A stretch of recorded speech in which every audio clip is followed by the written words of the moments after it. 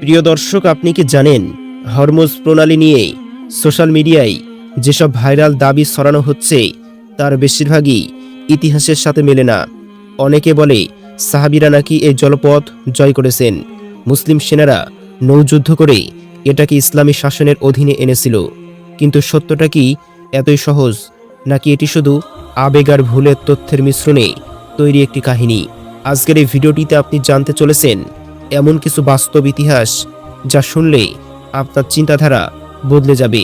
Hormuz প্রণালী হল পারস্য উপসাগর এবং ওমান সাগরের সংযোগস্থল, যা আজকের বিশ্বের অন্যতম গুরুত্বপূর্ণ সামুদ্রিক বাণিজ্য পথ। এখানে দিয়ে বিশ্বের বিশাল অংশের তেল পরিবহন হয় এবং এটি আধুনিক ভূরাজনীতির একটি কেন্দ্রবিন্দু। কিন্তু ইসলামের প্রাথমিক ইতিহাসে এই নির্দিষ্ট জলপথ নিয়ে কোনো সুস্পষ্ট যুদ্ধ, দখল বা বিজয়ের ঘটনা পাওয়া যায়নি।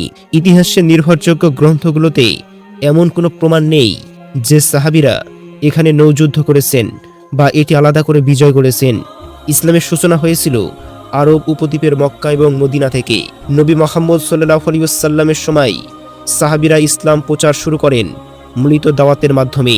পরে খেলাফতের যুগে মুসলিম সাম্রাজ্য বিস্তার লাভ করে ইরাক, সিরিয়া, পারস্য এবং মিশরের দিকে। তবে এই বিস্তার ছিল মূলত স্থলভিত্তিক যুদ্ধ এবং রাজনৈতিক পরিবর্তনের মাধ্যম। সমুদ্রপথ নিয়ন্ত্রণ বা নির্দিষ্টভাবে হরমুজ প্রণালী দখলের কোনো আলাদা ঐতিহাসিক রেকর্ড নেই।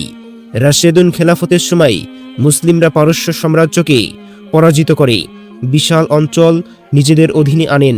তবে এই পরাজয়গুলো ছিল নির্দিষ্ট শহর, প্রদেশ এবং স্থলভাগ কেন্দ্রিক। নৌবাহিনী তখনও সীমিত পর্যায়ে ছিল এবং পরবর্তী উমাইয়া যুগে ধীরে ধীরে সমুদ্র শক্তি গড়ে ওঠে।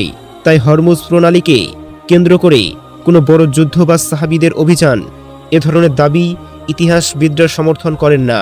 ইসলামের মূল শিক্ষা হল ন্যায়, শান্তি এবং দাওয়াতের মাধ্যমে মানুষকে সত্যের পথে আহ্বান করা।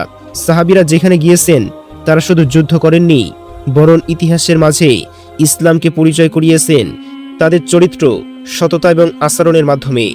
ইসলাম কখনোই শুধুমাত্র ভূমি দখলের ধর্ম ছিল না, বরং এটা ছিল মানুষের হৃদয় জয় করার একটি দাওয়াতি আন্দোলন।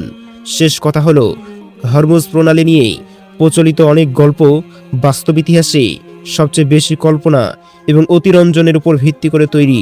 আমাদের উচিত যাচাই বাছাই ছাড়া কোনো তথ্য বিশ্বাস না করা।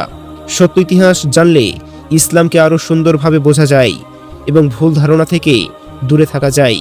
কারণ ইসলাম কখনোই গুজবের উপরে দাঁড়িয়ে নেই, এটি সত্য, প্রমাণ এবং ন্যায়ের উপরেই প্রতিষ্ঠিত। আল্লাহ তাআলা আমাদের সঠিক জ্ঞান অর্জনের তৌফিক দান করুন। আমিন।